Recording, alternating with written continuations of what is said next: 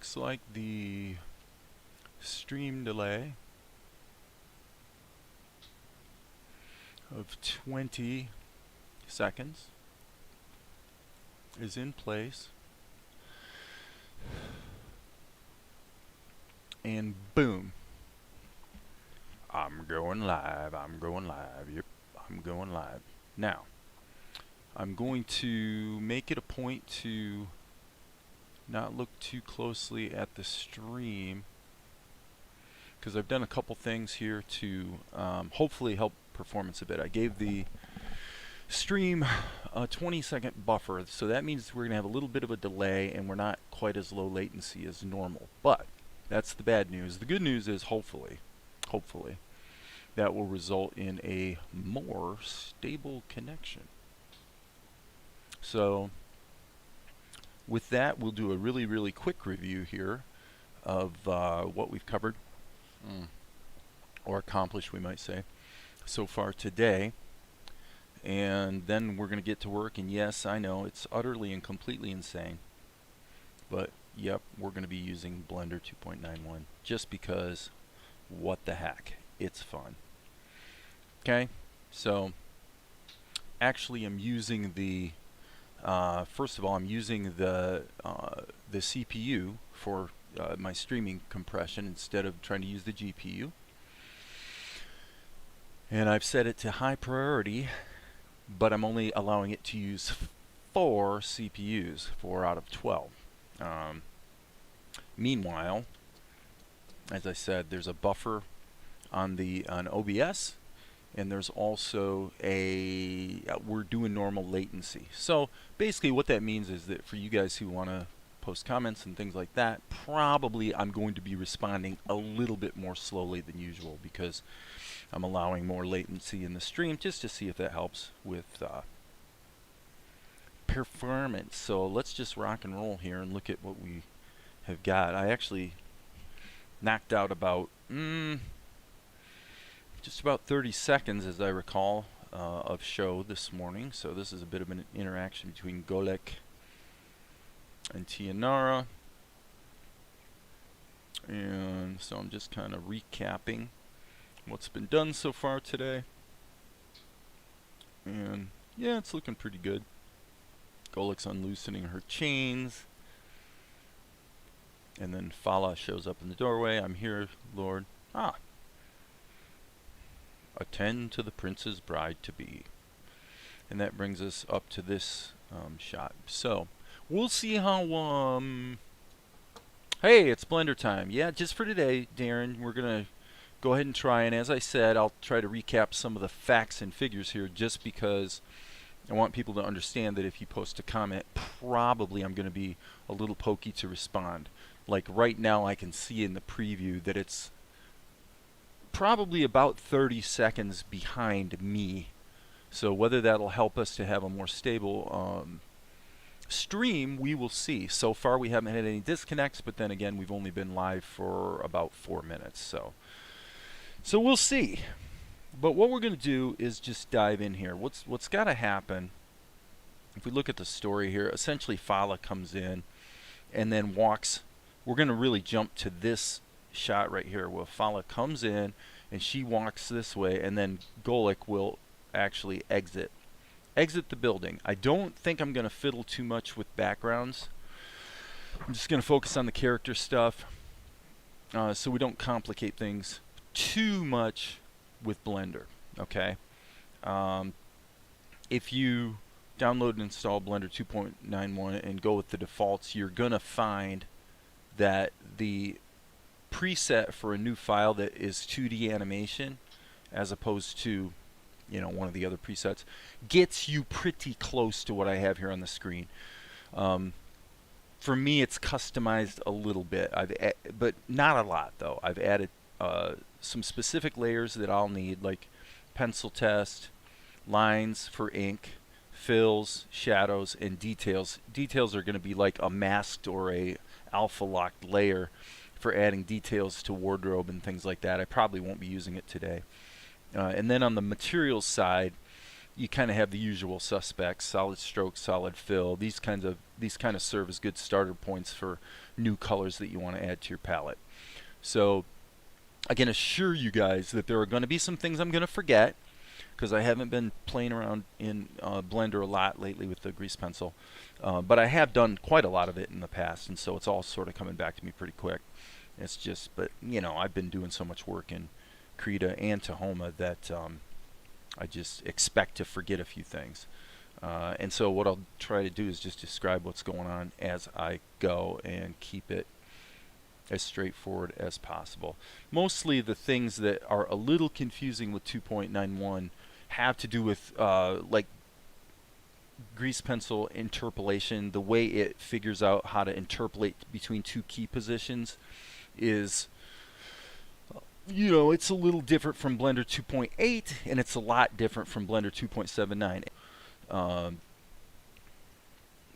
Can be somewhat just different than what you're used to. So one thing I noticed earlier was I was doing some testing and interpolating between keyframes. It seemed to want to interpolate from the beginning of the sequence, as opposed to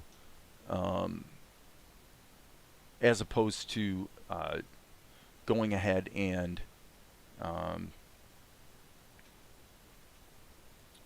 interpolating between two specific keyframes, even if there was a keyframe selection. So there we just got our first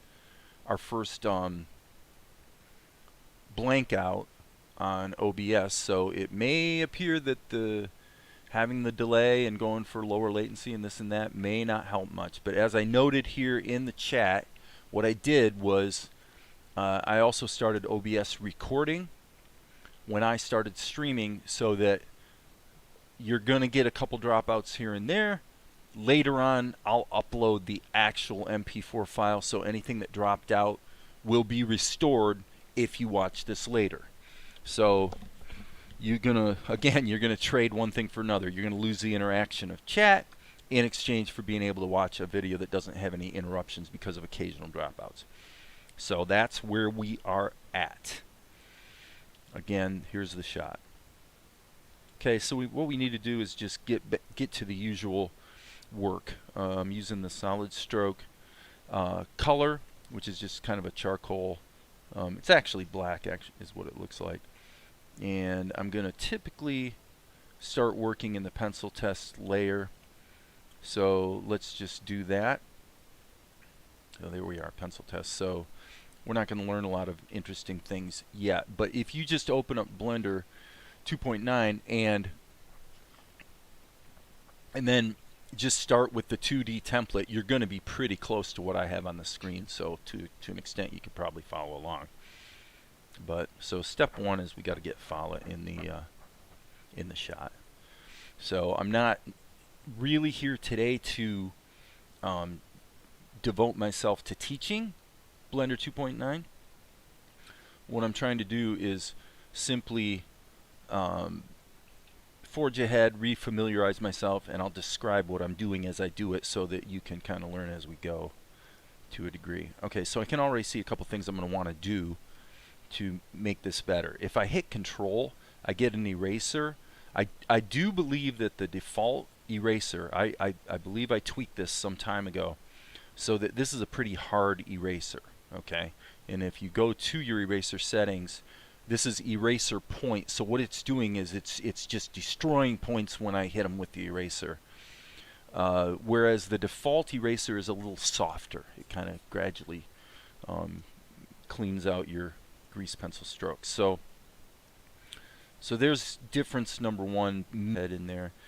And to keep things manageable, I'm going to go ahead and use the usual suspects as far as keeping things on their own layers. I'm not going to try to bake everything into a single layer the way I usually do in Krita, because it's just probably just asking for trouble doing that. And since we can do keyframe interpolation and sculpting that acts on all layers at the same time, there's not that big of a reason to necessarily have to keep layers all or keep your lines and color and shadows and everything all in their own layer. Okay, so one of the things I'm bumping into already that I can see is I want to I drew Fala too big, which is pretty typical. So I'm going to hit Control Tab and jump into edit mode. Boom, Control Tab. And then if I hit the A key, I can just hit the S key then to shrink her down, and the G key to go to a new position. And then again, Control Tab is your pie menu to go back to drawing. Okay, so boom. Now we're back to drawing again. I'm seeing maybe the opportunity to use a little sculpting, so I'm going to actually jump over to sculpt mode down here, which again is Control Tab. Now once you're in a mode like sculpting, then Shift Spacebar is how you tweak what tools you're using and whatnot. So I want the grab tool. That's usually the one I find myself using. Occasionally I'll be using the smooth tool, but usually it's grab. And you can see this is pretty choppy. Okay, now this is somewhat new to Blender 2.191 for me. Normally the sculpt tool is a lot smoother, and this is not because I'm streaming, because earlier I was fiddling with the sculpt tool and I noticed it had this very a very hard, choppy feel to it. Now when I'm doing sculpting, this has always been true with Blender 2.8, 2.79 and everything. For me, let me see if changing the, we're in grab mode. Let me look at these. See, these little options here are kind of new-ish. You get more and more specificity. Now that's for masking. That doesn't really mean anything. So for me, I tend to prefer edit mode for sculpting. Okay, so I'm going to hit Alt-A. What I usually have always done in the past is make a selection. I don't necessarily love that in Blender 2.9 I have to use, they've just changed some of the defaults, so I've got to use the right mouse key. So I'm hitting Alt-A to deselect, and then I'm going to grab I'm hitting Control right mouse with my stylus to just grab this, and you'll see that you can just kind of stretch things. So I would definitely say that probably usually, okay, something I should mention too is proportional editing. So that's the O key. That's always been the O key in Blender. If you don't have that turned on, then if you hit the G key, you can see what happens, right?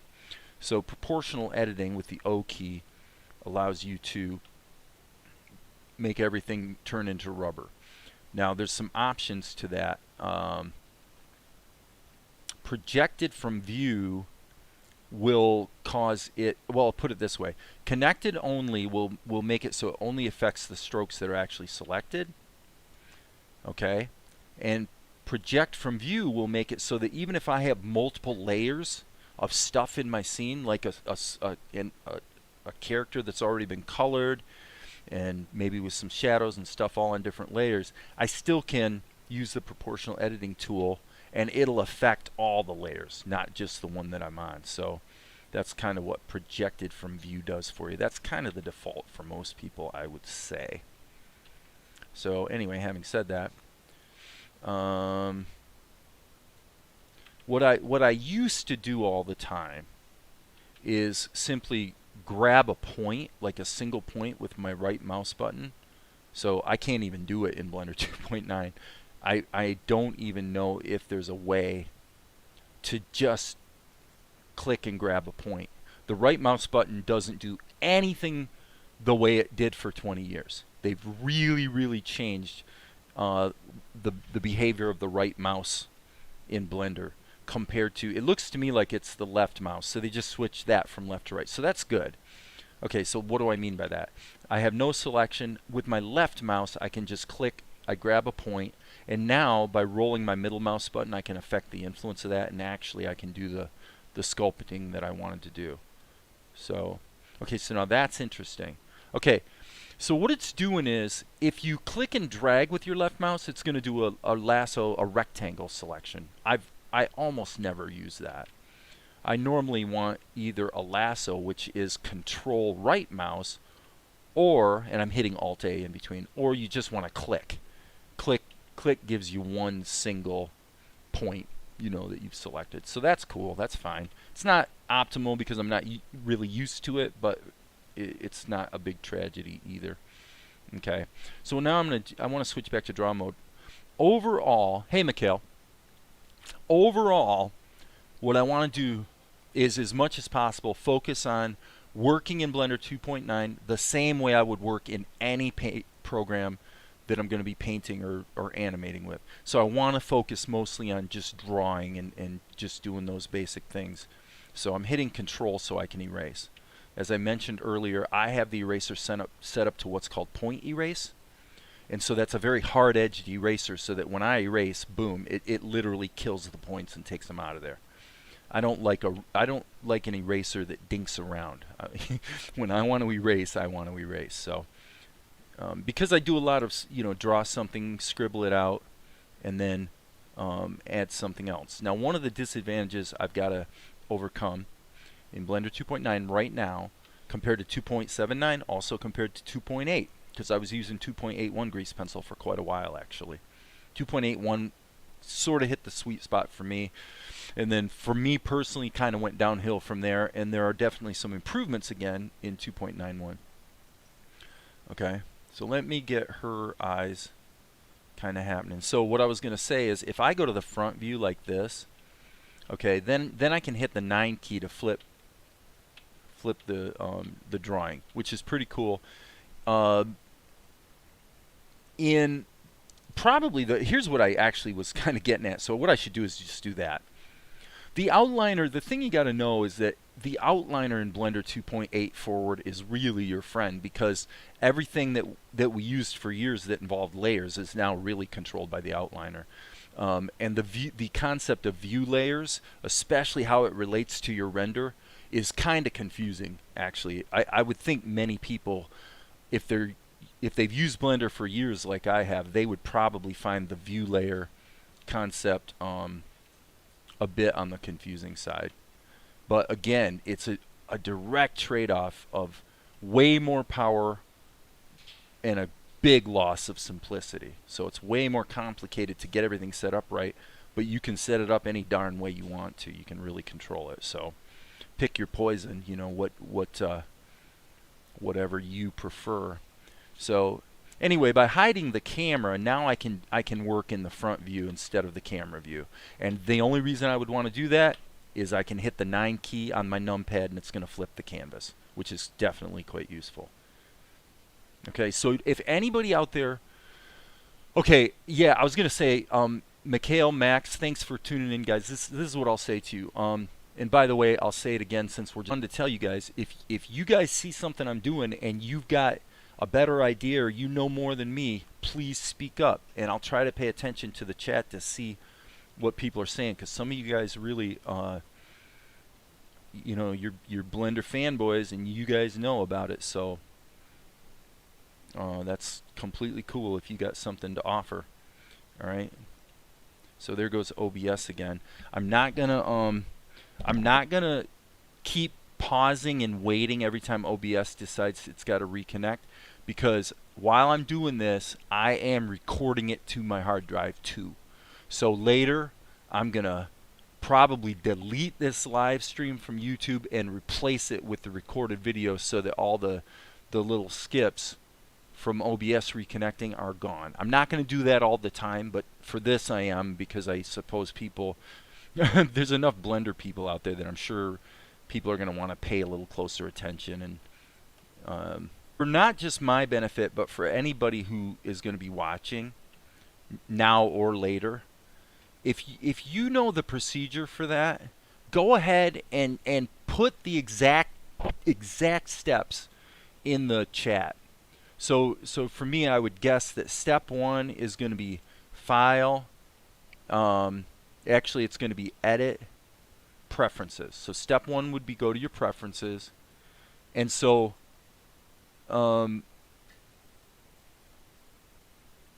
yeah, and I would say, I don't think for me I need to set the camera to orthographic. That's never really been an issue for me. I mean, obviously, if you look at the perspective, I've worked with it this way for years, going way back to the Blender 2.5 series, so I don't have a problem with the camera not being orthographic. So if people don't know what orthographic means, if this was an orthographic view, and normally that's the 5 key, you can see what it does to the perspective. It makes everything like a flat. You lose the distance perspective. I've never gotten much out of doing that. In 3D, it can be quite useful, but for the grease pencil, I've never seen that to be much of an issue or particularly helpful one way or the other. So Max, if I go into edit preferences, my question for you would be, what is the exact procedure to switch it so that left click hold is lasso select? Because I've had some things that have changed in the preferences that were really easy to find what I was looking for, and other things that were a royal pain.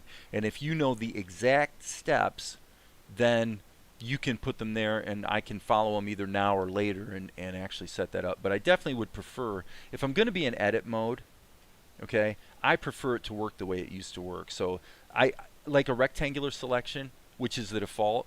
I've used a rectangular selection like 4 times in the last 10 years.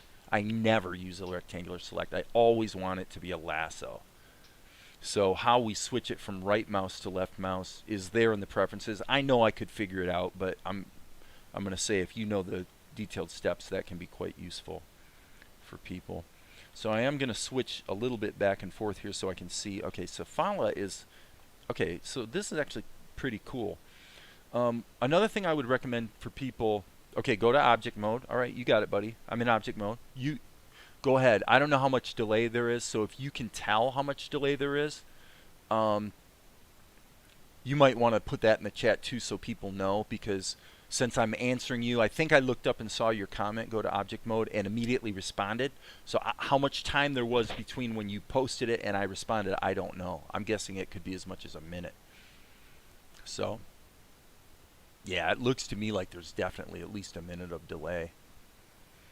So I'm just, let's bear with it, folks. I don't think that I can change the latency settings on this side. I think I'm gonna turn off the delay though. I don't know, we'll see. Just I would say this, Max. Okay, so JP Parks just posted a comment, and then Max Power. So again, if somebody can tell me how much the delay was there, let me know. It looks to me like it's like a minute. It's pretty long. I hate the blended brush engine still. And I disagree, JP. Actually, with 2.9, I think they're really doing a lot of good things to improve the brush engine. I like it, but there should be a selection panel below when you see object mode. Okay, so I'm in object mode, and there's the selection panel. Oh, I know where you're heading me here, I think. So, where is the? Is this what you mean by the object? See, I don't know. See the mouse cursor in the top left side? Yes. Oh, okay. Well, object mode. No, that's not what I want. I'm in object mode, and it's not the select. That's where you can set it to lasso select. Okay, so here's box select. Am I on the right menu right now? Select random, select all by type, which we don't want. Select more or less, select group, select link, select pattern. So in the select menu, the one thing that's glaringly absent for me is lasso select. So as I'm looking here, these are just my translation tools. So I won't belabor it anymore. I actually think it, I don't know, it seems like OBS is doing better. So, well, like I said, instead of me making everyone suffer through the delay by me waiting to get the instructions, I would say, like I said, Max, just go ahead and put the steps in there, like as microscopic, step by step. You know, click here, click that, and we'll do our best to understand and follow it. Okay. So I guess all in all, having a little bit of this delay in the stream is maybe better than having it blank out every 5 seconds. Could be. I don't know about Huion particularly. Okay, so what I was going to do here is go into edit mode again. One thing I was going to mention is I probably, for me, once I'm not drawing, I tend to go to my mouse with Blender as opposed to trying to do things with my stylus. It's really, once you're in editing, I find going to the mouse is easier. So anyway, Fala's a little bit on the heavy side, so I'll just kind of doodle her in that way. And I can go back to the camera view to make sure I'm happy with my framing now that I've got her positioned and sized more correctly for the shot. So she's going to have a little bit of bosom, of course, and then she's holding a tray. So I think we should go to edit mode, and I'm just going to hit the A key to select all, and then S key to shrink her down a little bit, even more actually. And then I'm going to hit the G key to raise her up because I want the audience to see the tray she's carrying, just the fact that she's carrying a tray. So, and that provides us with a little bit of continuity with this shot back here, right? So, again, I'm not going to claim to be the Blender 2.9 guru. That's for sure. My objective today is to say, look, people are asking me all the time, how come you don't use Blender? Okay, well, I'll prove to you I wasn't lying. I do use Blender from time to time, and I'm always willing to give it a try, so I'm not taking this session too seriously. I got my 30 seconds of show done this morning, or at least very close to it. So I'm going to say this session is kind of a learning session. Now, I had kind of drawn it before looking like it had food on it, but the reality is she's actually bringing some clothes to TNR, apparently some nice clothes for her to wear. So if you can, rock and roll, do it up, man. You're certainly welcome to do so. And I also don't know, for what it's worth, if I've got YouTube set up. I think the default is that you can't post links, and I'm not going to try to, if that's the case for me today, I'm not going to try to fix it now. So why are you called BlendedPlanet? I'll tell you the truthful answer to that. Back in the year 2000, as I've mentioned here before, I was the first person on earth to create a Blender training video. And I created 3. They were called Blender Basics, Blender Modeling 101, and Blender Modeling 102. I wanted to at that time, and you can look at it on the internet, the Wayback Machine. You can see the ancient BlendedPlanet website. Well, it did. That's right, Mikhail. When I was first creating a Blender-oriented website around the year 2000, I just wanted to come up with a name for it, and I'm really glad in hindsight that I didn't call it BlenderPlanet, because it turns out I'm really not all about Blender, but so I called it BlendedPlanet, and then when I started making films around 2009-ish, I just kind of said, you know what, instead of connecting that to my commercial media business, I'll call it BlendedPlanet Pictures. And so I actually formed a second corporation and called it BlendedPlanet Incorporated, and that's why it's called BlendedPlanet. It started with Blender though, and then but nowadays I like the idea, actually. I like the idea of BlendedPlanet, the idea that we are a blended planet, and that we need to have a bit of an eclectic view about humanity, right? And realize that we're kind of all in this together, no matter what we look like, right? So, or even what we believe. So for me, I actually like the BlendedPlanet name and idea more than that's where it came from. It was all about Blender. Well, I had a, you know, we're talking, like I said, 1999, 2000. That was the first experience I had with trying to put together sort of a little internet group that we're all, you know, that we're all going to work together on a 3D animation thing. And of course, that didn't really work out that well. It never does, that type of thing. So, anyway, Okay, so there she is. Now, I would say that if we see what Golick did, I mean, when she shows up, I'm here, my lord. Ah, attend to the prince's bride to be. And so then we cut to this close-up I'm doing a follow. So she's going to come in. I think she should maybe take one step forward and then nod to Golick, and then she's going to turn and go in this direction, okay? So this is really the first point where we probably want to start thinking a little bit strategically about our scene organization, because frankly, we are not going to have to draw her probably at all again. I mean, probably this is it. So I'm going to just turn down the opacity on the pencil test so that I can get her inked. So if I'm going to ink, I'm going to go to the lines. So I'm not going to even deal with animation keyframes until there's a good reason to. And for the most part, that makes way more sense if we've got the ink and the paint and everything in there, because we're doing the same thing we normally do. Okay, thank you, sir. Thank you, Max. And I'll look at that later. Well, actually, that one, I guess that's just a... Okay, let me do that right now. Hopefully you guys don't all mind. So this is imgur, and then we need to obviously replace the dot. Let me just take a peeky poo. Got to get rid of that. I guess I probably need to hit HTTP. Okay, I am putting in http://imgur.com/ and then the link you gave me.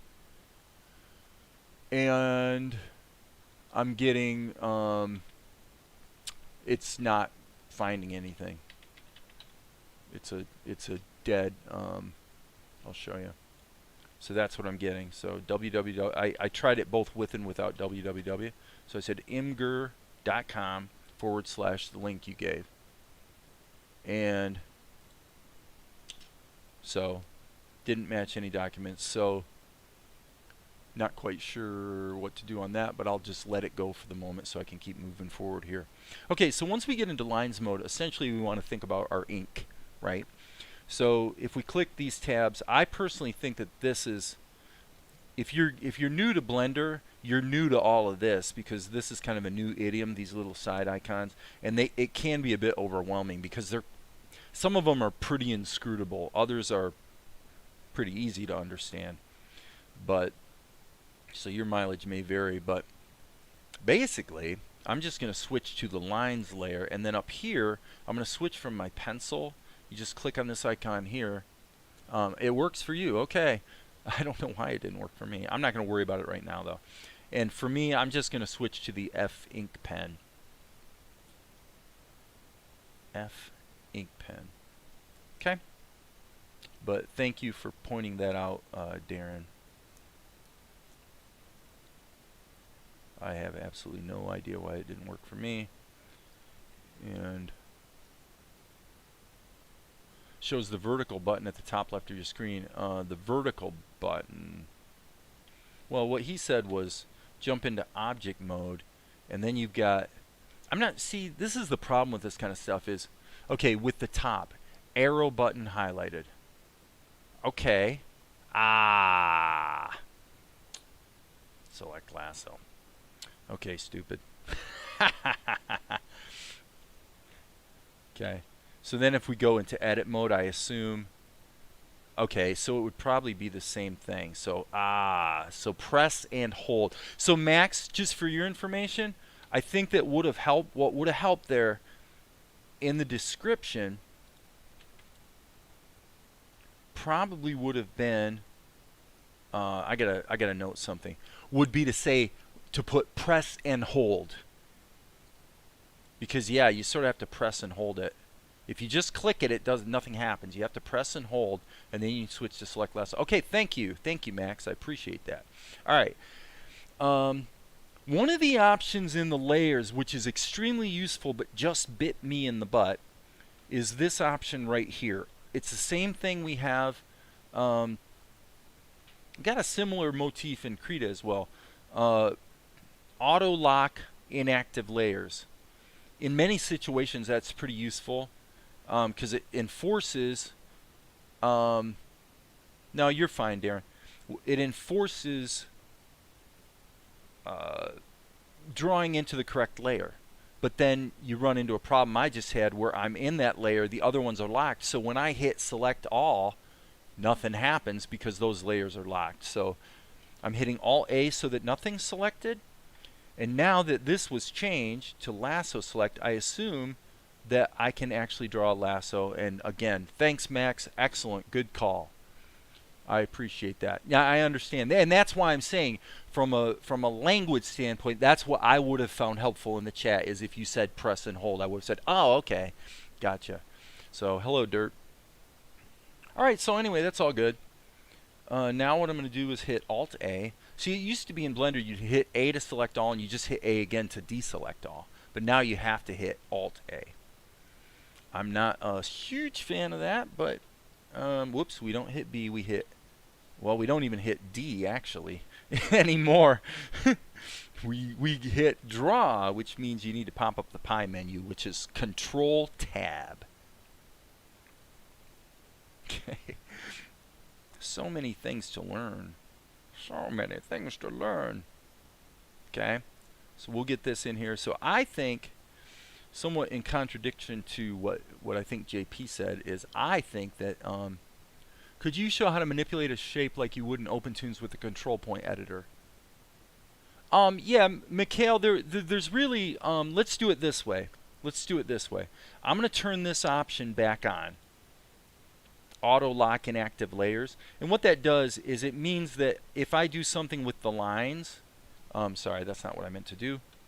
If I go into edit mode and then do something with the lines, it's only going to affect my ink lines. If auto lock inactive layers is turned off, then by contrast, it's going to affect all the layers that are in my scene. Okay, so for simplicity, I'm going to turn this on, so we are only messing with the ink lines. But basically, there's two ways to do it. 2.1. Okay, Blifton, I don't understand your question, so if you could restate your question a little more verbosely, then I might understand what you meant by that. And I'm sorry, I'm in the wrong layer. I'm going to delete that. I accidentally created a layer. Okay, so I'm in edit mode, and if I click, it'll select a point, and if I lasso, it's going to select a group of points. Okay? Now if I hit the O key to turn off the proportional editing tool, which I'll get to in a moment, then if I move that, it's just going to move those points only. Okay? Okay, OBS Studio just reconnected, so I want to say again so you guys know, later I'm going to delete this live stream and upload the video of it. So that turns on proportional editing. And proportional editing then allows me to hit the G key, and then by scrolling my mouse wheel I can change the area of influence. Okay? So when I'm doing sculpting, that's normally how I do it. Now there's another point to the proportional editing tool, which comes back to this. If auto lock inactive layers is turned off, then it moves all layers at the same time.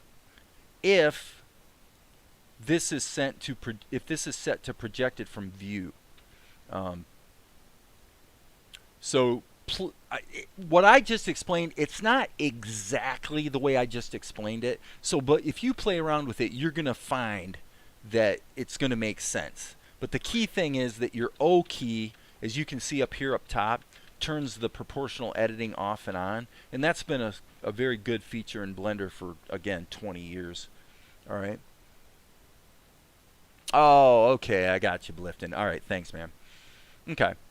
So now what I'm going to do is I'm going to keep an eye on OBS. It seems like it's doing better than it's done most of the time, but it's still blanking out every once in a while. And if it does it too much, I'll probably stop the stream. Let it keep going on YouTube, but I'll probably stop it and get rid of the delay just so there's not as much of a delay between what I'm doing and what you guys are seeing, because there's about a 1 minute delay.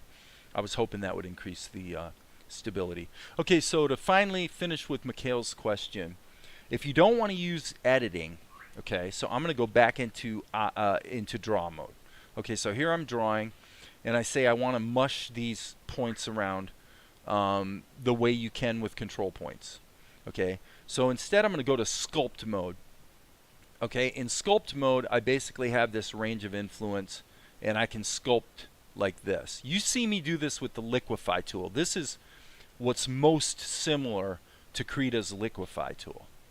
Okay, but there are a lot of variations which you can get to by hitting shift spacebar. Okay, and I tend to favor the grab option, but again, play around with these. Grab, pinch, twist. Sometimes in Krita I'll use the twist tool under the liquefy. Clone, you know, annotate. The ones I use the most are grab, and then sometimes I'll use smoothing, and the smoothing tool just does just exactly what you'd think. It actually takes and smooth your lines out. As you can see, that's what's happening. Okay, so hopefully that answered your question pretty well. Going back into draw mode, I'm in the lines layer, and now I can continue with, whoops, that's a little harsh. So I do find that I need to be a little bit light with my hand in Blender, at least with the default brushes. Otherwise I have a tendency to wind up making lines that are thicker than I intended. But yeah, not bad. Whoops.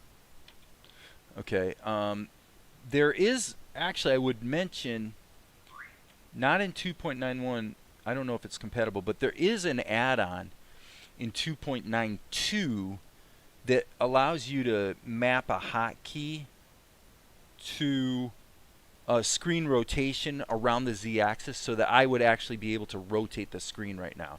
Now technically you can do it, but I think you'd have to be in top view. Let me see this. That's front view.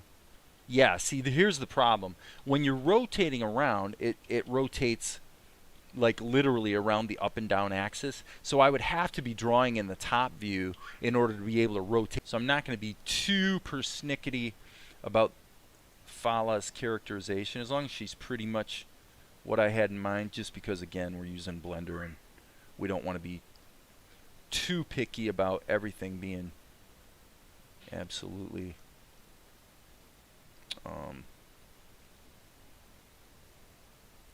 don't want to get too sidetracked with picking my character apart. I mean, she only appears in the show in a couple places, so frankly, see, there OBS went again. So I tell you what, you guys, I'm going to go ahead and change these settings a little bit so that oh boy, but that's going to kill the video too. So give me half a second to check a couple things here.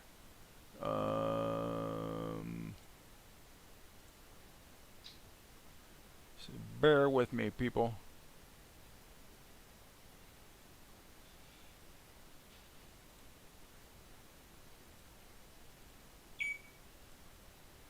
I guess it'd be under advanced. So now we've only got a 1 second delay, so we'll see if that makes it'll be interesting to see if that actually causes OBS to have more trouble too. Hey Maria.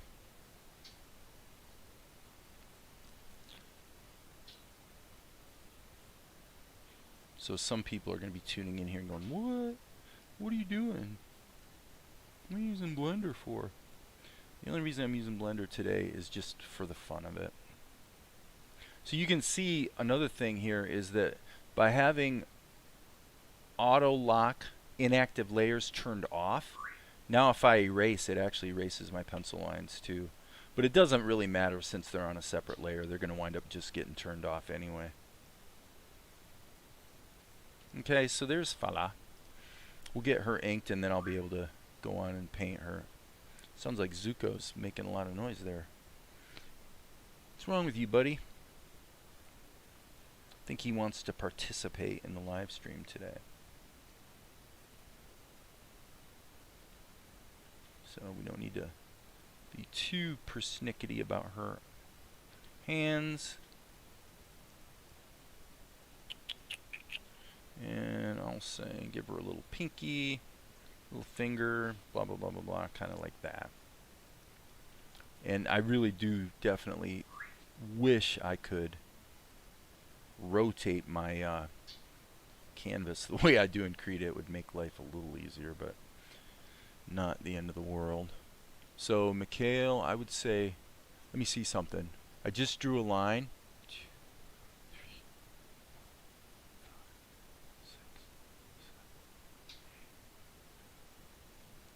Okay, so now the delay on the live stream is only about 10 seconds. Only about 10 seconds. So I'll lasso color these, so I don't need to necessarily worry too much about having closed shapes. This is just some garments for Tianara to wear.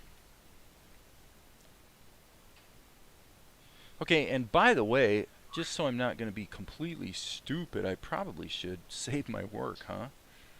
Darren's out there going, yeah. Well, Blender's super stable. I mean, that's the one really good thing you can always say about Blender is it's actually pretty hard to crash it. And that was not true back in the day. Back in the days when BlendedPlanet got created, Blender used to crash every 5 seconds. Okay, inside we have a production. Oh yeah. First YouTube premiere. Cool. Quartz have little bits. Myers buttons. All right. Zuko woke up my smaller cat for 2 seconds, but she's officially interested in his back at nap. Good. Okay, yeah, it's really stable. It's really stable. Okay, and I do want to give her pupils. Okay. Zuko, you are just such a chatterbox. So I'm going to save this. I better look and see what shot this is. This is actually, we're kind of skipping that one.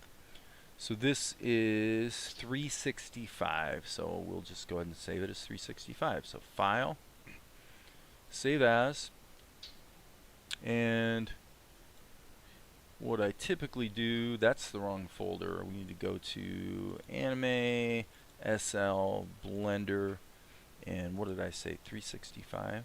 The number of days in a year. Is that right? Double checking. Yep. 365. Save as. Boom. Okay, so that's saved. Alright, so the reason I went ahead and inked her before drawing any other animation keys is because I figured that in all reality I probably want to get her colored in and everything and then deal with animating her. So okay, Mikkel is using Blender because of its stability. Nothing wrong with that. So we can turn layers off here with the little eyeball icon, as you might expect. And what I'm going to do is I'm going to put my color in the fills layer. So I got a lines, fills, shadows. The shadow layer has masking set up. So by clicking on the masking icon here, that enables masking. But unlike Blender 2.81 or 8, it used to be that this would be masked based on the layers below it, but now what you have to do is explicitly tell it what layers are going to mask it, and that's right here. So this is being masked. The shadows layer is being masked by the fills layer, and in my case, I think I'm actually going to add the lines layer as well, so that the lines and the paint all act as a mask for the shadows layer. We'll get to dealing with the shadows layer. So it's time to go to color. Zuko, he's really having a little too much fun over there, buddy. Okay. So now what I'm going to do is I'm going to zoom in here, and I'll just pick a color. It doesn't matter because I'm about to change it anyway. I guess I'll pick the green because her eyes could be green. Alright, so now I'm in draw mode. So what I'm going to do, I believe if I hit control, nope, that's oh yeah, because this color, alright, let me hit Z, which for me is undo. For most people it's going to be control Z. Okay, so because this color has a fill, like my solid stroke color that I use for all my lines does not have a fill. Okay, so this palette entry does have a fill, so therefore it's going to go ahead and you know, just it'll be drawing shapes of colors. So that works perfectly. So what I'm going to do is just lasso that. And one good thing also in Blender is you see the way it sort of builds up the filled shape as you draw, so it's really easy to get it right. You can see what you're doing. Now if I'm using a color just for a fill, typically I just turn the stroke off. So you can see that kind of bit me in the butt here this time. You're going to get better precision if you turn the stroke off, generally I would say, especially if there's any smoothing in your brush or anything like that. But that just saves me the step of, if I want to change this color, which I do, then I prefer to not have to change both the stroke and the fill. But it's not a big deal. You just take this color and drag it from here to here. Drag like that. Okay, unless it doesn't work. There we go. So you just drag from one to the other. And come on now. Come on now. So I want to lighten up her eyes. And I think that, I must say, probably because I said his name, Zuko seems to be fairly tuned into the fact that he's being talked about. It looks to me like, okay, I was going to say, it didn't really look like the color was responding that well to what I was doing, and I guess I want to turn the lightness up. So another thing I'm noticing here, for what it's worth, is that the overall responsiveness of the color palettes, just dragging colors around, I will get to the fill tool shortly, is not as responsive as it used to be. It's kind of jerk, jerk, jerk, jerk, you know, jerking around. But at least you can get the job done. Okay, before I get to the fill tool though, Max, what I'm going to do is I'm going to do her eyes. So let me grab this color. It's a nice red color, so it'll be easy to see. But what I'm going to do is, see this icon up here? This is the same thing you have in Krita. For if you draw in behind mode in Krita, this is the same thing. This makes it so any strokes I draw show up behind any strokes that are already there, even if they're in the same layer. So now we are in the same layer. We're in the fills layer, and now I can draw the shape. And I actually blew that shape right there, didn't I? So you can draw the shape like this, and this shape, boom, will show up behind the green.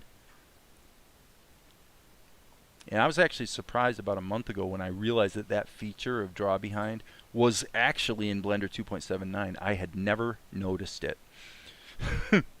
Pretty crazy. And so now then we'll just, you know, and this is what one thing people like about Blender is you've got a procedural color system. So normally if you're going to do white or gray, what you want to do is click this, and you want to grab the, you want to grab the color, and then click the eyedropper, and then click somewhere in the interface, because the interface is different shades of gray, right? And then you can lighten it. Otherwise you might struggle with actually trying to find the center of the color circle. So start out with a gray or a black to get it to white, and you'll probably have a little easier time. I hope that makes sense. So, okay, so now we're, as Max was saying, what about the fill tool? Now, with Blender 2.9, from what I saw online, it looks like Antonio fixed the, I think it was Antonio who did it. He's kind of the main driver of the grease pencil development at this point. But the way the fill tool works is locked to the screen. Okay, so in other words, if I zoom way in like this and just use the fill tool, okay, great, except, see what just happened? Okay, I saw something today that indicates that that has been fixed. Okay, yeah, exactly, it works well. You just sample a color that you know is some form of grayscale, and then you can just tweak the brightness of it. Okay, so if you don't want that problem, I will say this. With the fill tool, I don't want to get into options like leak size and all that, because Blender does have the ability to see leaks like these ones down here and fill in, close those leaks. Okay, Blender can do that. With most programs that can do leak closing, here's what happens. If you've got a sharp corner, okay, what'll happen is you'll over here you'll close a leak. And let me switch this to webcam only. Okay, so what I'm saying is if you've got a sharp corner, and let's say your sharp corner has a gap in it, okay? So it'll fill the leak, but typically it'll also round out the stroke that it makes. And so what happens is you trade the ability to fill leaks with the inability to do a good job of filling sharp corners. Those two are, it's always trading one for the other. So you be aware of that. So in my experience, it's better to just get, make sure your leaks are closed. So if I don't want to worry about leaks, with the fill tool, instead of clicking with the fill tool, I'm actually going to hit, I believe it's control. No, it's not control. Let me just, okay, so stop. I'm going to hit Z. I got to remember what it is. Maybe it's shift. Okay, it's shift. I'm sorry. Okay, so with the fill tool, I'm using the fill tool. I can hit shift, and when I hit shift, it's going to just do a lasso type coloring operation just like you could do with the draw tool. So now I should be able to go ahead and fill that in, and whatever tweaks I want to make to the skin color, I can go ahead and make. I'm going to say I'm going to make Fala a little bit darker skin. She's kind of more of an Arab ethnicity, I would say. Yeah, I mean, maybe trending slightly towards the olive green type Greek sort of thing too, so that's fine. Okay, so now an important question is,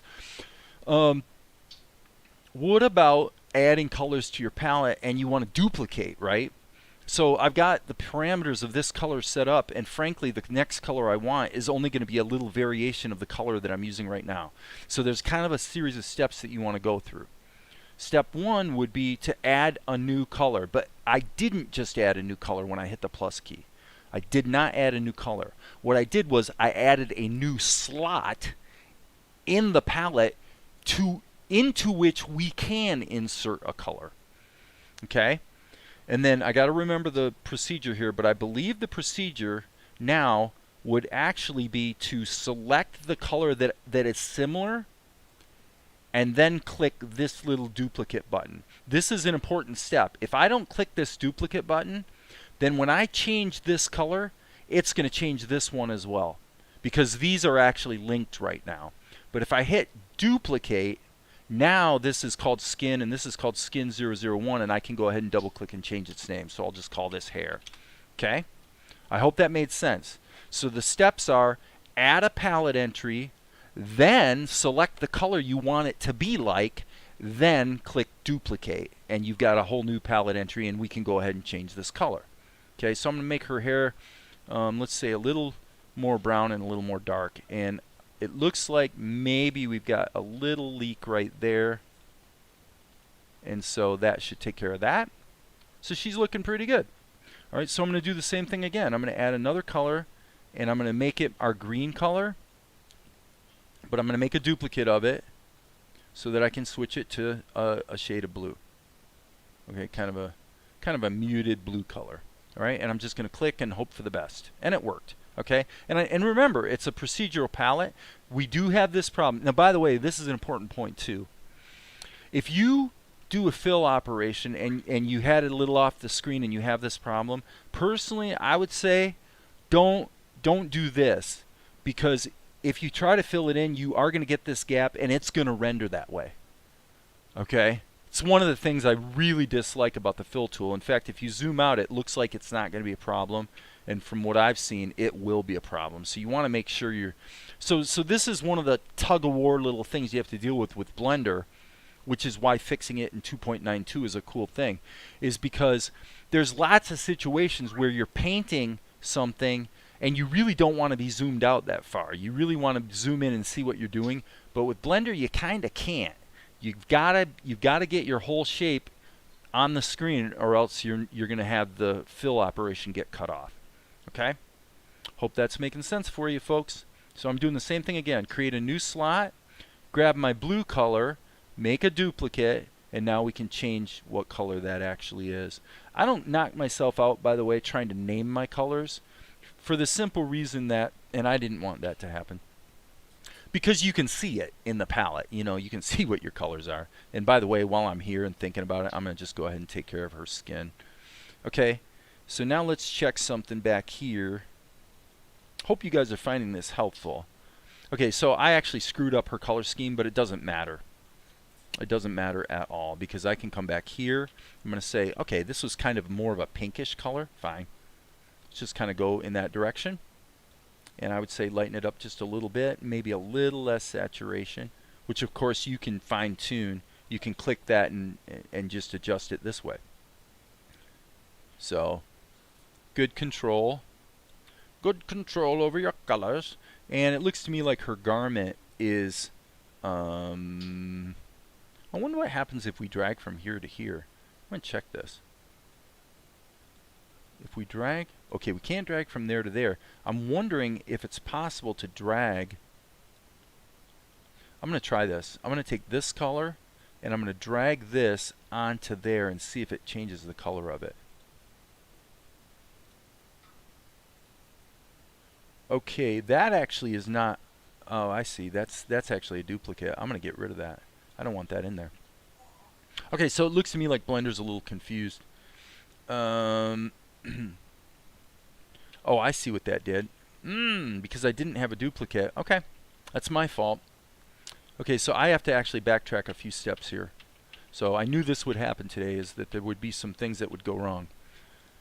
So let me just check.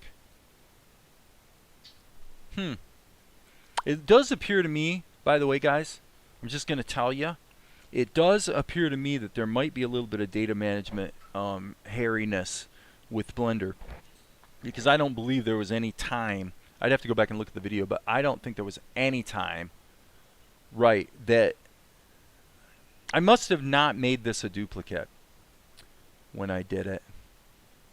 So I think we can fix it this way. I'll make that a duplicate, go back up here, and then this was supposed to be green, obviously, and that worked. Okay, so I'm okay. Okay, so this color was supposed to be more of a pinkish, kind of a muted pink-ish trending color. And then this color, what I was trying to find out a moment ago is, can I grab this and actually drag the color onto here and have it do something? I'm just curious, and it looks like not. So probably the way I would have to do it would be to go like this and sample that color there, except that didn't work. Oh wait, it did work. It took a second. Okay, there was about a delay. Yeah, I didn't make a duplicate. So thanks for cluing me in here, folks. So I'm going to go ahead and crank up the saturation a little bit on that color. Just click and drag. And then, yeah, I would say this, the delay I've been seeing in recent versions of Blender means you better, if you're going to click and drag here when you're adjusting colors, you want to click, drag, and let go and wait. Just wait a second. Don't move your mouse away, because it still has the focus and it'll drag the line as you're trying to move your mouse out. That's a really bad problem to have, but I'm seeing it. And I have been aware of that one in Blender for a while. So when you're making adjustments to color, you want to be a little patient, I guess I would say. Okay.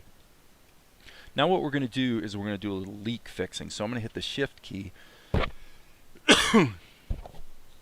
And just for now, I'll just make that a little lighter color, so at least I can distinguish it from the other.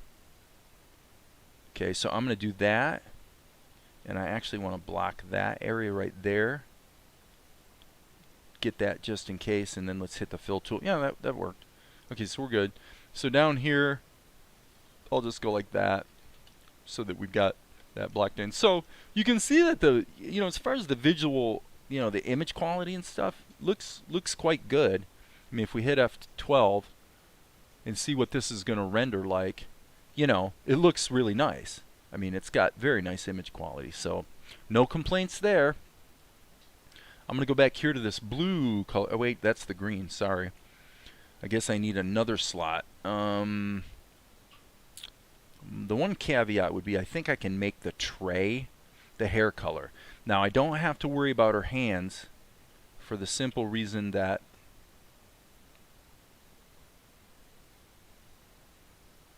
we're in draw behind mode. So you can do your color that way, probably most people would prefer to be able to just use a fill tool given a choice. And I'm thinking it could maybe be argued that, let me try this. I'm going to go ahead and move that up there and turn the stroke back on. I wonder if we can get, yeah, I think I'm going to correct what I said earlier. You actually get better precision if you have a stroke. Have a stroke. Yeah, it sounds like a medical emergency, right? Okay. So now we're definitely starting to run out of space here, but got to do what you got to do. So I'm going to go ahead and grab this color and again immediately make it a duplicate because I want this to be kind of a shade of blue. And I'm going to take my shift key and go like that and then make that item, and then I'll add one more duplicate so this color can be just something a little bit darker, and then boom. Okay, so control zooming out. Okay, so obviously we potentially have a problem. One thing we do not have, we can't see. Well, oh dude, thank you, sorry. Jeez, oh Pete, sorry. Okay, that was probably like that for a while. Oh man, and I haven't been looking at the, sorry about that, guys. I'm so sorry. I am apologizing. I'm so sorry. Oh, that's got to be, this is where actually having some audio chat would really help. Okay, I want to check this. Okay, so frankly, I don't think you guys missed anything there. What I'm seeing right now is these little leaks. I'm going to hit shift and just do this like I often do in Krita. And because it's in draw behind mode, it's going to just fill in those gaps. And we can tighten up the color a bit. So, what we don't really have a good ability to do unless Max wants to weigh in, if you know, I don't think there is a way to use an eyedropper kind of concept to select a color here and have it select the right palette entry over here. And frankly, the palette, come on OBS. There it goes. There it goes. So, sorry about that. So if you want to do just garden variety painting with the grease pencil, then the palettes in 2.91 are very powerful for quickly changing colors and stuff without having to have right, okay.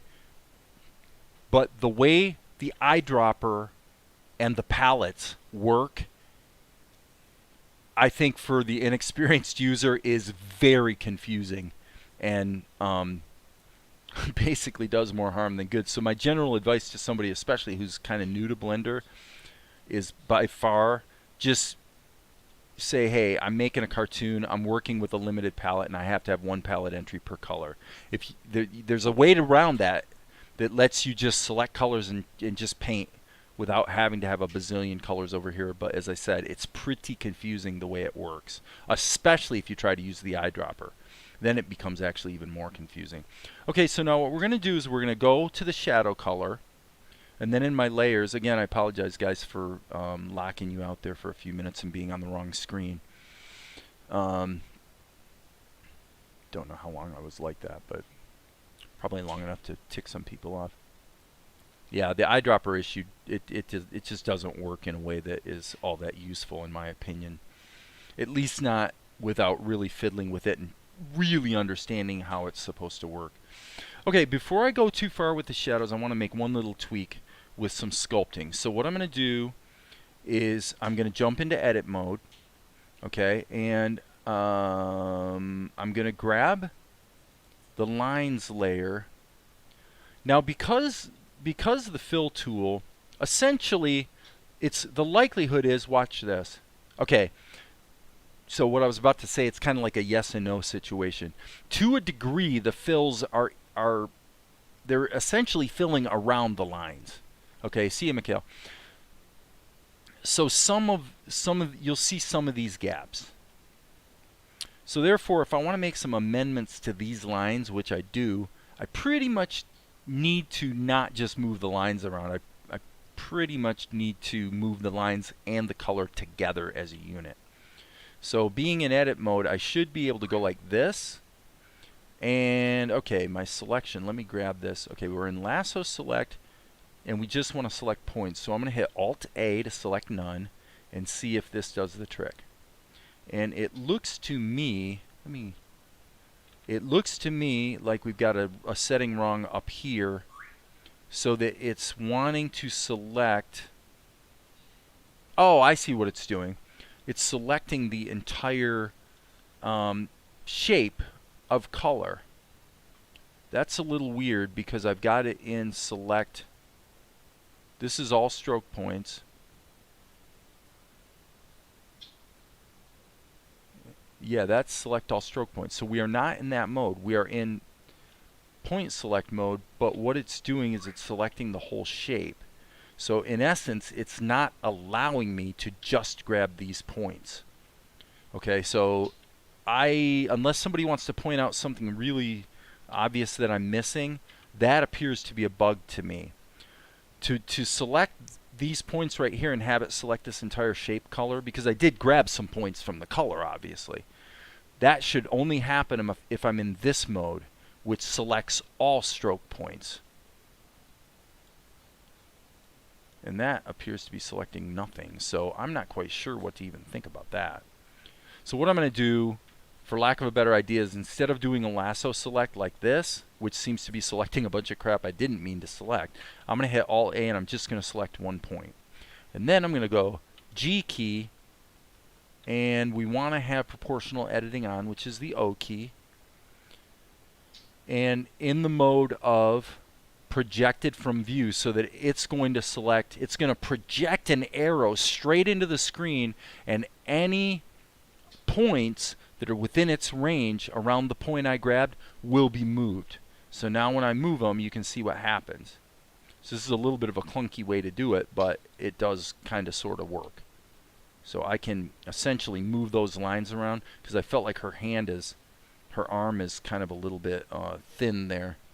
So I'm going to hit the G key here and stretch that down a little bit. And again, we could, so the way the selection tool is working does seem to be buggy to me, because if you do a lasso select, this icon here says you're only supposed to select points, so it shouldn't be selecting the entire shape. So if I select that, and now it's not, so that's a little strange. Up here it's absolutely determined to select that whole fill shape. Pretty weird, pretty weird. So I'm going to try doing it the other way. I'm going to switch. I'm hitting Control Tab. I'm going to switch to sculpt mode.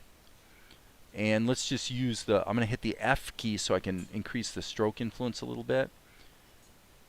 And what mode am I in? I might be in smooth mode. So I hit Shift Spacebar, yeah. And I want to be in grab mode. Okay. So yeah, this is not super fluid.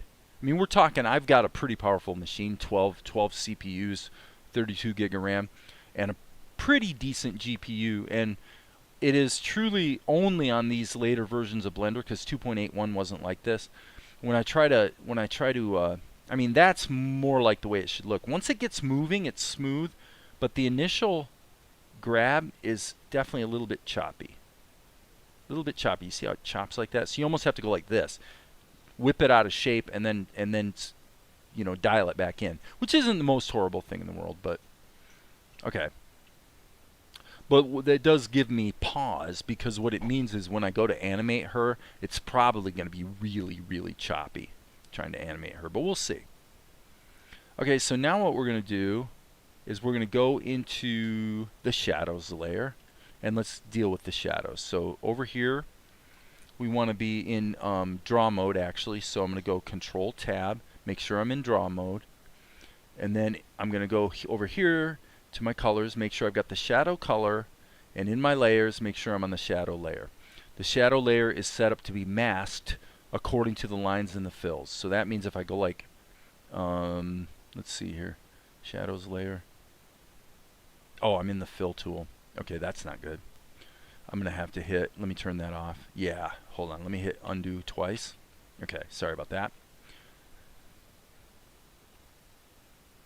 And okay, actually I need to hit undo 3 times because actually clicking the shadows icon here in the masking icon in the interface is considered an undo step in Blender. Okay, so now let me look at the notes here real quick. Max Power says, draw with the pen tool. The ink pen tool creates too many vertices, which can make things slow. Oh, okay. Okay. Okay, so it's just got a higher density. Yeah, I was using ink pen. You're right. Probably. Okay. So it's better to use this one than this one if you want to have optimal performance. Because this one, it's probably more sensitive to pressure and things like that, but as a result, it also creates a lot more points. So again, like everything else, it's just a trade-off. But I'm with Max on that one. Let's just use the regular pen. Again, we're gonna be drawing shapes, so here we go. So now we can draw this shadow, kind of like this, the way we normally do. Same thing we do in Krita. And then we can go back here to the shadow layer. I'm sorry, wrong. You could turn the transparency or the opacity up or down based on the palette entry, the color, but I'm doing it based on the layer. So I'm going to just take this layer. And the advantage to those each have an advantage. If you do it on the layer side, then it doesn't matter how many times you put in a bunch of strokes that overlap each other, you're still going to have one shadow color with a fixed opacity for the whole layer. If you adjust the opacity based on the palette entry, then it's going to be just like when you do it in Krita on the brush, which means that every time you add the layers and they overlap each other, the shadows are going to get more and more dense. Hope that makes sense. I hope that makes sense. Now that looks, I do like the look. It's not too bad. So we got to have a shadow down here. I'm definitely not as quick and nimble with Blender as I am with Krita, or probably even Tahoma actually these days. But the quality of the imagery looks pretty good. And I have to say, on balance, at this point, based on everything I've done so far, it would be, you know, I would not say I'm going to be persuaded to be trying to do a lot of animation in Blender 2.9. Now you can see because of the masking, you see what happens. And because the opacity is set at the layer level, it doesn't matter how these overlap. It's just going to just make one unified shadow color. No big deal. Okay? So I see somebody put a chat up there just a moment ago. I'll check it here in half a second. So we're just going to get these shadows in here. Okay. You're back at it. Yeah, but we're working in Blender now. So, welcome back, Yvette. No, this is more of an experimental session because, again, we are working in Blender instead of Krita. But, let's hit 0 so that we've got the camera view, and we'll see what it looks like when we render. Hit F12, pop it down here, and, you know, the image quality is really, really quite nice. You know, obviously it depends on how careful you are with your strokes and stuff, but so now the question would be, well, what about animation? And frankly, I don't know if I'm up for it at this point. Oh man, we're switched again. We're switched again. What just happened? I wonder. That's weird. Hey guys, post something in the notes, in the chat. How long was I on the wrong screen right there? How long was I on the wrong screen? Because I'm wondering if there was a hotkey here in Blender that actually caused the switch in OBS. That explains it, because I didn't remember ever switching screens.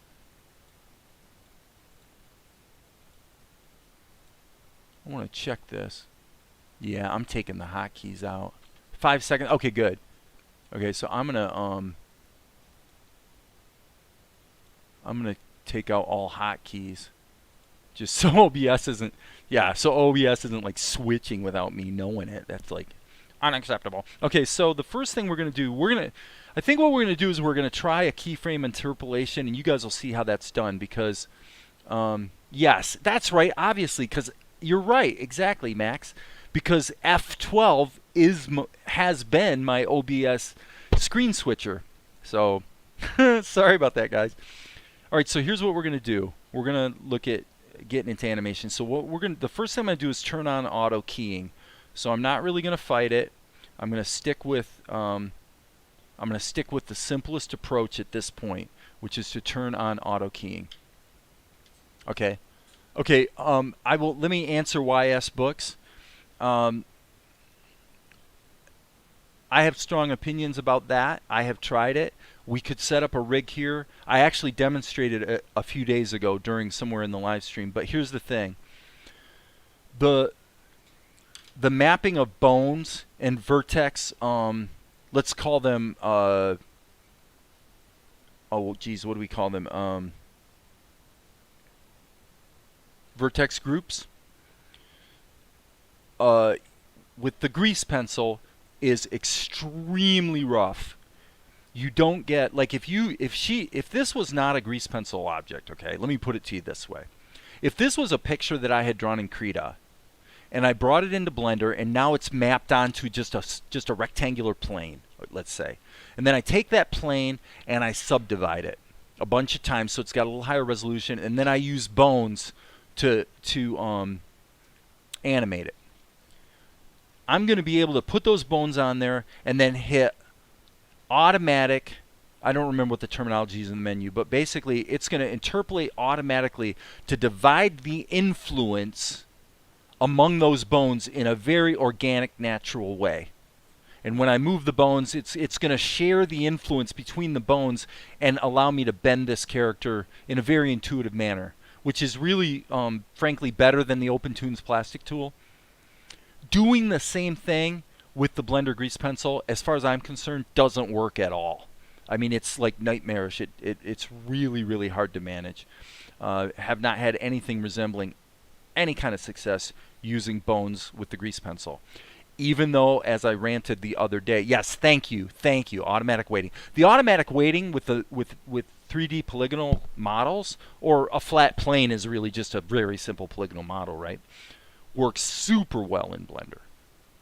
And frankly, with Blender, I tend to use shape keys for the stuff I'm doing. Like if I wanted to change her expression, I would love it if the grease pencil had shape keys, because then I would set a shape key, just move the grease pencil strokes around, and then you can just spin the dial to dial in the influence of the shape keys. And it really astonishes me. But at this point, we still don't have shape keys for the Blender grease pencil. So what are you going to do? It is what it is. So now I'm getting opinionated. All right, so what I'm going to do is, for lack of a better idea, I'm going to just jump into edit mode, hit the A key, and I'm just going to rotate her a tiny bit, because what that should do is go ahead and put a animation key in right here at the beginning. So it looks like this is set to grease pencil, and I do have automatic keying enabled. So why am I not seeing a key in the dope sheet appearing? Anybody want to weigh in on that one? Oh god, the lattice modifier. No.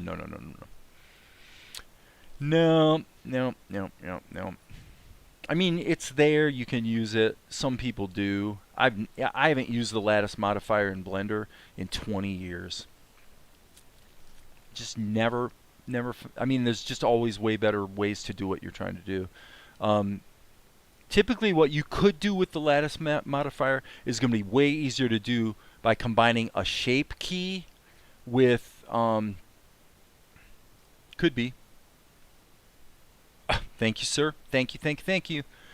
That's 2 kudos for Max today. Excellent. Well done, sir. I appreciate the help. Very, very, very good. Okay, so what we're going to do is I'm going to hit the A key, and I'm going to hit Shift D to duplicate these keys and just push them forward to frame 8 or 9 or wherever I did. Okay, and then I'm going to go forward, and then the idea is to give Fala a little bow. Okay, that's what we're going to try to do here. There's more than one way to do it, but frankly, this kind of gets back to what I was saying to YS Books, is that whatever you can do with the lattice modifier to do the same thing with the combination of just in edit mode, grab a piece of the mesh and move stuff around with proportional editing turned on. So you can roll your middle mouse key and dial in the influence of that. You know, if you combine that type of modeling or shape changing, if you will, with shape keys, it gives you a lot of control. Now, the thing you don't get with shape keys, obviously, but some people may not know this, is if your model is 3D, then if I have a shape like this, and then I create a shape key that's like this, when I interpolate between them, it's not going to bend. It's going to mush the keys from this position to this position in a straight path. And so you're not going to get what you can get with bones. Whereas if you use bones, you can actually articulate that way. So I hope that makes sense to people. I assume it probably does, but who knows? Your mileage may vary. So what I'm going to do here is hit edit mode and then Alt A. And my goal now is I'm going to do a lasso selection like this. And now the next thing is kind of important. What I have to do here is different in Blender than it ever used to be, which is it's not immediately obvious in Blender how to move the stupid cursor, but the answer is over here. So now I have to switch to this mode to move the cursor. So I want to put the cursor there, and then I switch back to selection mode. That way when I rotate, and I'm not 100% sure, I think I need to hit this, yeah, I'm gonna, okay, so what I did was I hit the period key. And I want to tell Blender that what we want to do is we don't want to rotate around the median point. We actually want to rotate around the 3D cursor. So again, that's the period key. It used to be, again, simplicity versus power. We used to have, yeah, you can do bendy bones. Again, you're getting into what I'm kind of talking about now, which is you've got a lot more power with bendy bones at the cost of a lot more sort of time and effort getting everything set up so it works the way you want it to work. That's the way it always is. So it used to be for 20 years in Blender, you could switch between rotating around the middle of the current object that's selected versus the 3D cursor by just toggling between comma and period. Now you have to hit period with the pie menu and select what you want, and you have more options. But it's just not as, you know, if you're a guy who has your left hand on the keyboard and you're used to just going click, click, click and going fast, you're kind of having to slow down a little bit with Blender 2.9. So I'm hitting the R key to rotate, and as you can see, because I have the O key, proportional editing, turned on, if I didn't have proportional editing turned on, then you see what happens. So I hit the O key, and then I do a rotate around the 3D cursor, and then I just roll my middle mouse button so it kind of does what I wanted. Now the big, well, I shouldn't say the big, but the problem here, as you can see, is that it's influencing the close a little bit, and I really didn't want that, and I'm not going to fight with having everything on its own layers. So the solution to that is use your lasso to grab most of the stuff you want to grab. Okay, sorry, I need to grab this entire selection. Okay, so I'm going to grab pretty much everything I want, and then I can turn down the strength of the proportional editing tool in all likelihood. So I hit rotate, and as you can see, if I turn this down, it still maybe affects it a little bit, but that's probably okay. The other possible solution for that is you rotate it a little bit like that, and then you stop, and then you rotate again, and it sort of recalculates the range of influence. So that probably would be okay. All right, so now I'm going to hit Alt A to deselect everything, and as you can see, we have a key. So the now I wanna massage it because I don't really like what's going on over here. So I'm going to go into sculpt mode, and on this key, I don't really like the range of influence we're getting with the sculpt tool either. It's not like my favorite that I've ever seen. It's definitely choppier. 2.81 was never this choppy, and 2.79 isn't choppy at all. It's smooth as silk. So this is definitely a little bit of a bummer, because I definitely do not have an underpowered machine here. But I hit the space bar. Okay, and I think the last thing I'm going to cover today, because I'm kind of getting a little brain tired, is how do we interpolate between those keyframes?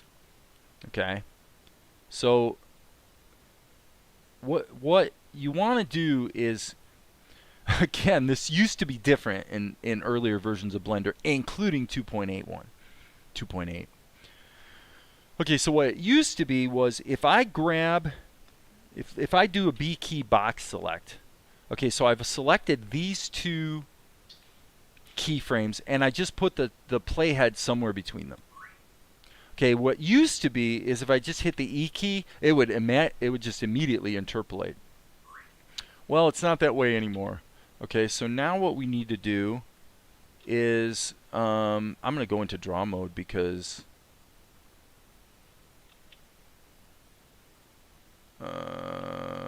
maybe I want to be in edit mode. Yes. Okay, in edit mode, yeah, the stream is a little better. Right. Okay, so interpolate, I want to interpolate the sequence. Okay, and because all these keys are selected, I want it to interpolate on all layers. So it interpolates the color, the lines, the shadows, everything. Now what's probably about to happen, in every previous version of Blender, if I had these two keys selected like this, the interpolation would interpolate between these two keys. What I noticed earlier is, yeah, Max, same thing for me. What's probably going to happen is I'm going to interpolate the sequence and it's going to interpolate all the way from frame 1.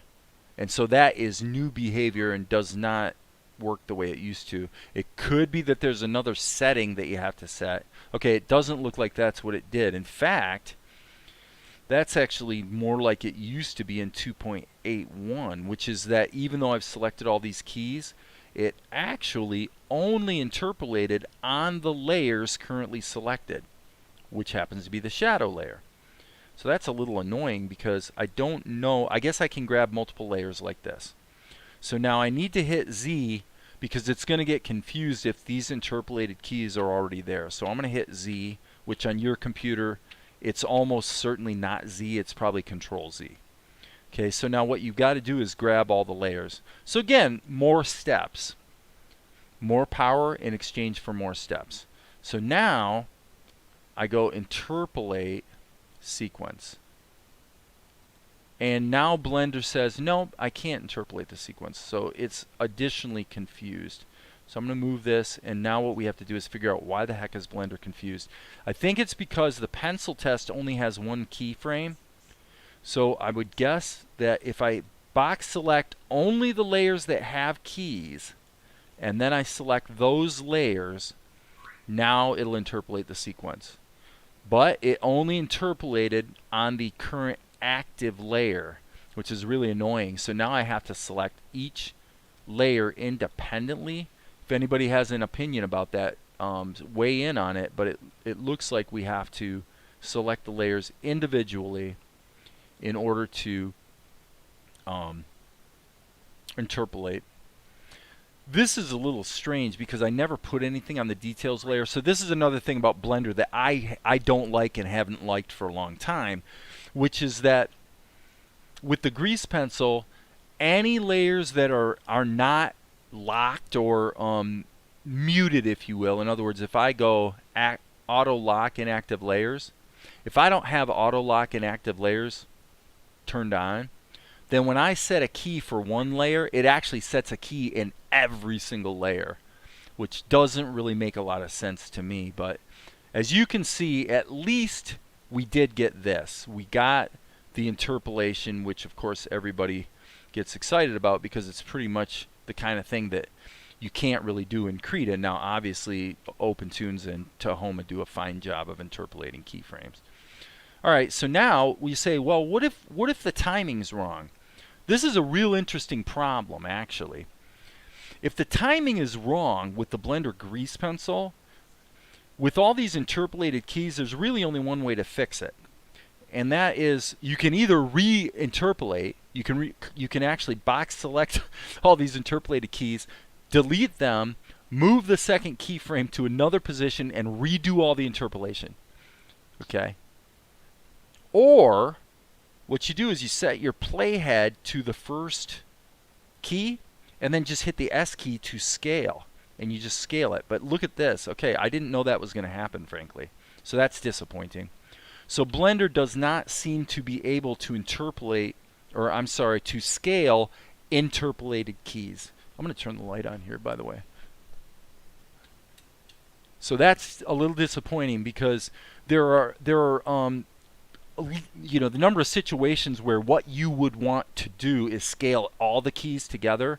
Those, you know, they'd be legion. I mean, almost every situation you could imagine where interpolated keys exist, if you needed to change the timing, you'd want to be able to change them all as a group. Maybe you can by box selecting again. Ah, maybe. Okay, because they all turn darker blue. So now, there, that was the answer. Okay, so now you see what I can do? You can actually scale them any way you want. You just hit the S key. Okay, now what we want to do is we want her we want her to stand back up. Okay, so if we want Follow to stand back up, the way we have to do that is we've got to kind of jump through the same hoops again. I'm going to scale these keys in the opposite direction. Now I can hit the G key and move these guys back. I'll put a 1 key pause in the middle, and now look what we get. Sweet, huh? Okay, and I might say I want her to stand back up a little more briskly than her initial bow.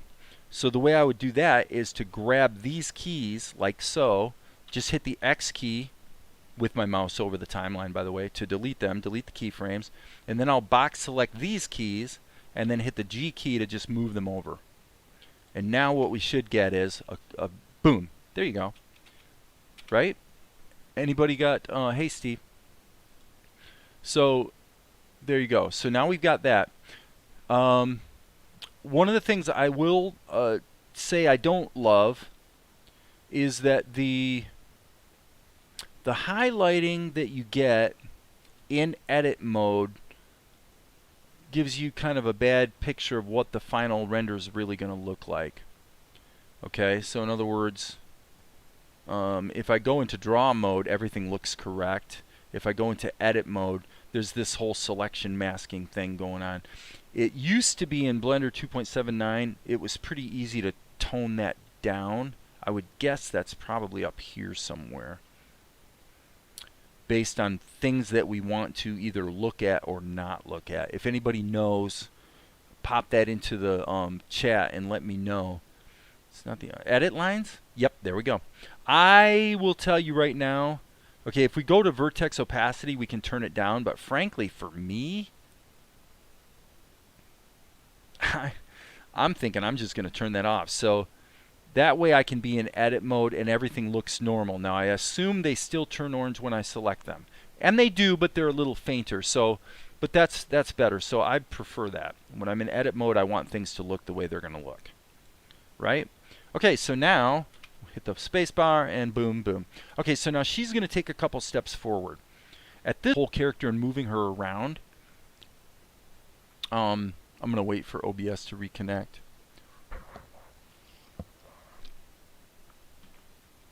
Okay, so you would think if you're going to just move the character around that you probably want to move the grease pencil object. Okay? And you can do that. But that's going to give you a whole nother dope sheet, and you could wind up introducing a situation where you basically need to have 2 dope sheets open all the time, because you want to see the object's keyframes, but you also want to see the grease pencil stroke keyframes, or the grease pencil layer keyframes, and those are 2 different dope sheets. The grease pencil dope sheet versus the object dope sheet. Okay? So it's a little problematic, because if I want to have her, you know, just kind of move forward into the frame, there's 3 ways I can do it. Way number 1 would be to just select all of her points and move her forward. And then because she's moving kind of into camera, I might do that. So that would be way number 1 to get her from here to there. Way number 2 would be to go into object mode. Sorry, I didn't mean to do that. Up here. You could go into object mode and just move the object. Yeah, 2.91. Thank you, Max. You could move the object. Way number 3 is to actually put an empty into your scene. Let's add an empty, a plane axis. Okay, and I'll just hit go and I'll move that. I guess we'll put it there so it's easy to see. Okay, so way number 3 would be to grab the grease pencil object, but take the relevant layers, and then you go down here to relations, and you would actually parent the individual grease pencil layers to the empty. So this would be more the way it worked in Blender 2.79. You know, the whole complaint that in 2.79 that you didn't have multiple grease pencil objects is really kind of a phantom argument, because if you were to parent, if you don't mind having a lot of layers, you know, each character could have 3 or 4 or 5 layers, and you just parent them to empties, and you can go ahead and animate them and move them around.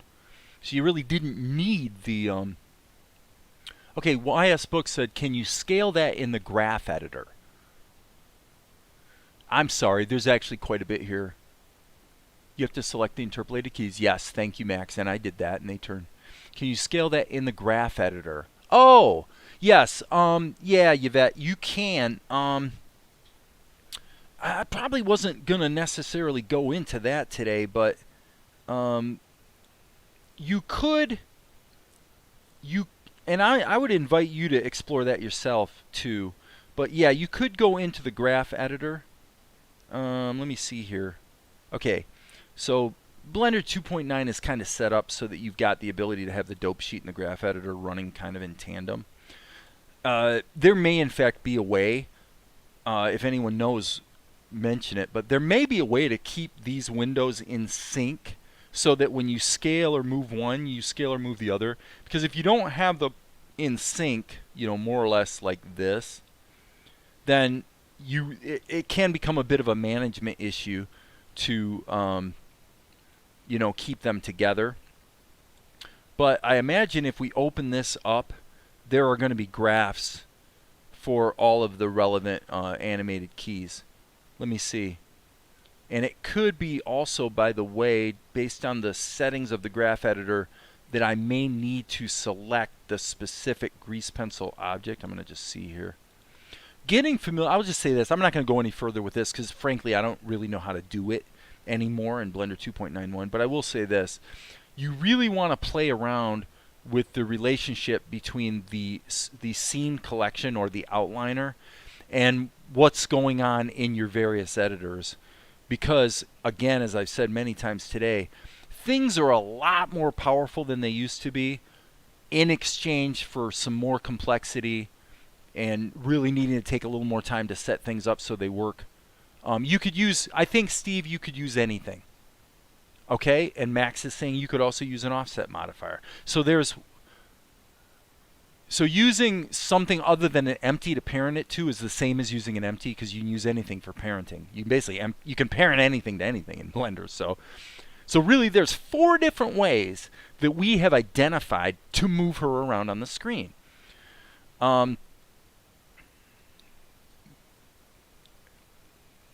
So the empty method, and I want to make sure I'm in object mode, select the empty. Okay, would be to actually grab these layers and in the grease pencil object take and create a relation. So if I parent that layer to the empty, now if I grab the empty and move it around, see what happens? So I mean, there's more than one way to solve the problem of how you're going to animate your character. I personally tend to like the empty idea because I find that getting bogged down in multiple grease pencil objects usually adds way more complexity than it's worth. But that's my opinion. And plus, clearly I tend to favor having scenes that don't really get that complex. And there's people out there that set up scenes in Blender that are infinitely more complex than anything I do. So to do what we want to do, I want her to take a bow, and then I'm actually going to do it this way. Here, since I'm in object mode, I'm going to go scale x minus 1. Okay, so I just flipped her. The problem, and that's fine. I can hit enter, and that should be working. The problem with that is, as you can see, nothing popped on the screen here as far as keys, because this is the grease pencil dope sheet. I have to jump back to this dope sheet to see what I actually did. So now I have the choice of, am I going to have multiple dope sheets open? You know, what are we going to do? It's really your choice. And I would say this probably was a little abrupt. Let me see. Okay, well, we can't have that. We've got to actually have that on one key because she's essentially doing a flip. So that's okay. I don't mind that. So let's just see how she's moving. Again, this is a 8 seconds per 8 frames per second cartoon, and things do tend to want to move pretty briskly. So, but that's a pretty aggressive flip. I don't really have a good way in Blender right now to smooth that out, frankly, other than potentially doing we could do this. A couple steps I would take. So I'll show you guys this, and you can try this on your own. But if I was going to want to put a tween in here, here's how I'd do it. The first thing I would do is I would select these keys, and I would hit the T key and make this constant interpolation. So now it's going to immediately jump from here to here. So even if I spread them apart, it's not going to have that tween where she's actually flipped halfway. Okay? Problem number 1 is solved. Okay, so step 2 would be I would go back here, and I could do it this way. I could put the cursor here and give her a scale on the Z. Actually do that, which is going to create one of these little bounce tweens like that. See? And that's okay. You could do that. You also could maybe add, sorry, I need to Alt-A. You could also maybe spread this out a little bit. Okay? Or actually, I wouldn't do that. What I would do is go move her back a little bit, hit the G key, move her back a little bit.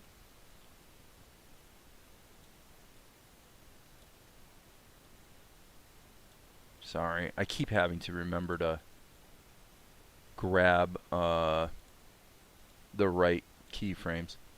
And by the way, this is kind of an important point. Okay, and that's kind of what I was going for is a little bit of a slow out here. So probably having onion skins on would help, but I'm just going to hit GX, and I want to move her a little bit that way so these two keys are closer together. Okay, so then this is the action we get. And that's pretty abrupt, frankly. But you know what? Let's do it this way. Let's do it this way. Let's actually move her. Let's scale her up. Let's hit the... I'm sorry. Let's go here. See, okay, let me explain this really quick. For 20 years, in any Blender timeline, you could click anywhere. And now with Blender 2.9, this wasn't true in 2.81. With Blender 2.9, I have to constantly remember that I have to grab this. It's like using Hit Film Express. You cannot drag, you can't select anywhere in the timeline to change the time. You have to select it in the header. So I personally find that a little annoying, but I'm going to actually scale her up and move her off screen. And then what I'm going to do is grab these two keys, and then we're going to change their interpolation to linear.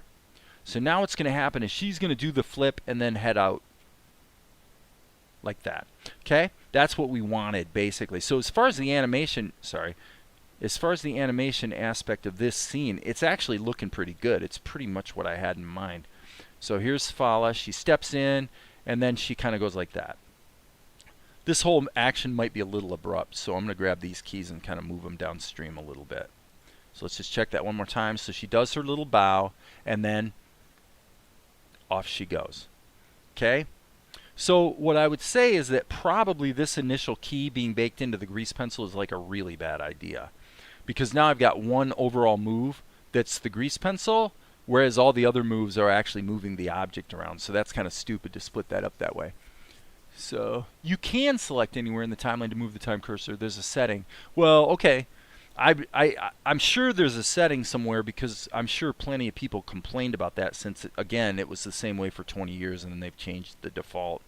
I wish they gave you the option, but don't have the hubris to change the default on me.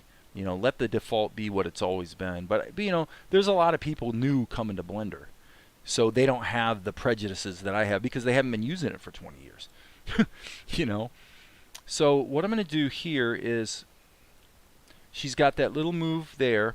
So let's just go back a little bit, scale her down a little bit, and move her up to the left like that. So what should happen is bow, boom. Okay, so then what we're going to do is essentially just put some walk in here. So I'm going to go, I'll go 2 keys ahead and just, I guess what I'll do is I'll scale her on the Z in order to give her a little bounce. So here, let me check this. Yeah, that's fine. Just give her a little bounce. Okay, and then I think I'll actually have her scale on the Z so she actually squats back down a little bit here, and then we'll give her another keyframe to get out of Dodge. So there's the animation. Again, a little abrupt. Let's go back to the beginning. So she bows, and it's almost like a second little bow, so that's not too bad.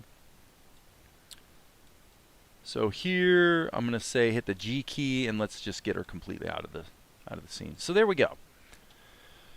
Okay, does anyone have any specific questions before I say, you know what? I think that's probably enough Blender for now. Certainly in terms of productivity. I mean, think about what I did here. Okay. I've been streaming for, geez, at least a couple hours. And what I've done is I've drawn one character one time and then moved her. So obviously to do the same thing in Krita would have probably taken a half an hour. But in Blender, just because I'm kind of reacclimating, we're talking a couple hours. It's kind of dragging out here. So, so I'm liking what I'm seeing. And I think that if you look at what we had in the previous shot we did earlier today, all this stuff is shaping up pretty nicely. So we've got about, let's just review this. We got about 30 seconds of show here that that we've been working on today and yesterday. So this would have been, I guess, yesterday, I believe. I can't remember if that was yesterday or today. And then I think we did both of these shots today. About 30 seconds of show. So he says, come and attend to the Princess Bride to be. And then we cut to this, to Fala, with the doorway a little closer behind her. She nods to Golek, and then in and through the scene. So, I mean, if anybody has any complaints, this would be the time to complain. But I think I did my best. And as far as a basic, you know, just getting acclimated with the grease pencil, I think this probably should have gotten some of you at least started and familiar with some of the things you're going to bump into along the way. Overall, for doing an anime or a Saturday morning cartoon style production, it does feel a little cumbersome for me, but I think if this was the only tool I had, I would connect it again. Come on, OBS. Come on, OBS. Come on, guy. Okay, sorry about that. Just waiting for OBS to reconnect again. So it's not been too bad on the stream reconnecting thing, but who knows why. So I appreciate that, YS Books. I appreciate that, Front Yardians. You know, tell your friends.